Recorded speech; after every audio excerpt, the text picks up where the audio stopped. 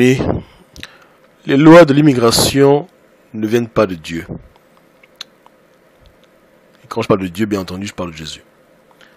Lorsque Dieu a dit à Abraham, quitte ton père et ta mère et va dans une terre que je te montrerai, Dieu n'a pas dit à Abraham, écoute, Abraham, va là-bas à l'ambassade d'Égypte, prendre un visa.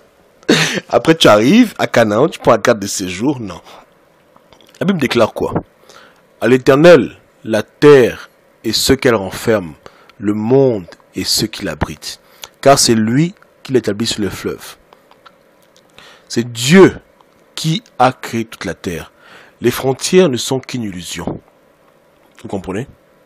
Malheureusement, les gouvernements de ce monde ne sont pas des gouvernements qui craignent Dieu. Et ils érigent des lois abominables qui poussent les gens à rentrer dans l'illégalité sur le plan de vue humain. Mais la vérité, c'est quoi? La vérité, c'est que pour savoir si tu es légal ou illégal dans un pays, la référence, ce n'est pas forcément ton passeport, ta carte de séjour, ton visa, non. La référence, c'est Dieu. Même si tu as tous les papiers requis et que tu es dans un pays où Dieu ne veut pas que tu sois, devant Dieu, tu es illégal.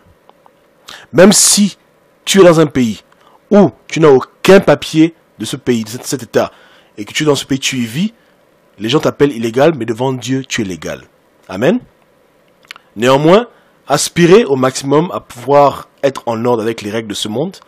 Mais si Dieu vous met à cœur, n'hésitez surtout pas de prendre le bateau et d'aller dans un pays qui vous paraît mieux. Si Dieu te dit, va dans un pays, visa ou pas visa, vas-y. Parole de l'Éternel. Donc, pour vous chrétiens, c'est Dieu qui dirige vos pas. Et Dieu ouvrira une porte là où il n'y a pas de porte. Amen.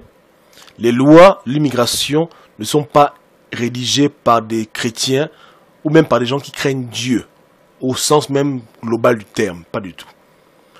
Ce sont des lois injustes, des lois qui ne prennent pas en considération le fait que ce soit Dieu qui soit le maître souverain de la terre. Et on voit beaucoup de gens qui meurent en essayant d'aller dans des pays. Pourquoi? Parce qu'on leur refuse des visas, etc. Mais je vous le dis en vérité, Dieu ne connaît pas les lois de l'immigration. Pas du tout. Maintenant, les gens diront que voilà, Gobam, il est écrit dans la Bible que voilà, respecter les autorités. On respecte les autorités jusqu'à un niveau. Quand l'autorité n'est pas contraire à la volonté de Dieu, on la respecte. Mais ce que Dieu te dit vaut mieux que ce que l'autorité te dit. C'est une nourriture solide, je reconnais, mais c'est comme ça. Le jour où les autorités font passer des lois abominables où on te demandera de tuer ton voisin, tu vas tuer ton voisin? Non. Ok? Donc, soyez guidés par le Saint-Esprit. Ne soyez pas guidés par vos propres logiques.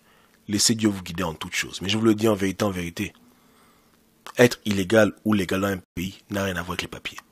Être légal, c'est être là où Dieu veut que tu sois. Être illégal, c'est ne pas être là où tu veux. Ok? C'est-à-dire que là où Dieu t'envoie, tu ne veux pas y aller, tu es illégal.